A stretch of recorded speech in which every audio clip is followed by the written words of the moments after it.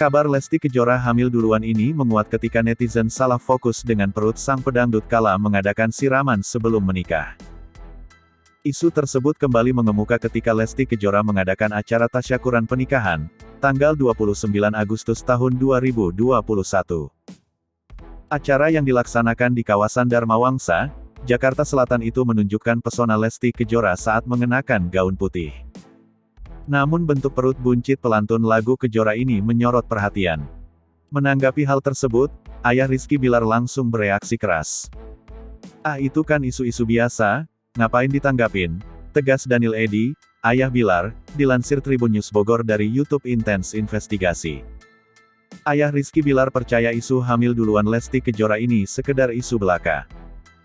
Pasalnya, ketika Rizky Bilar masih pacaran dengan Lesti Kejora, keduanya tahu batas-batas yang dilarang agama. Isu biasa aja. Karena mereka itu tahu batas-batasnya. Mereka itu tahu agama, taat agama, tambah ayah Rizky Bilar.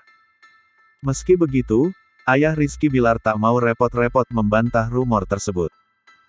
Menurutnya, lama-kelamaan waktu yang akan membongkar sendiri rumor tersebut tidaklah benar. "Saya gak mau bicara ini gak benar. Tapi setahu saya, kami dan mereka tahu agama dan taat agama," ucap ayah Rizky Bilar. "Biar saja waktu yang menjawab," pungkasnya.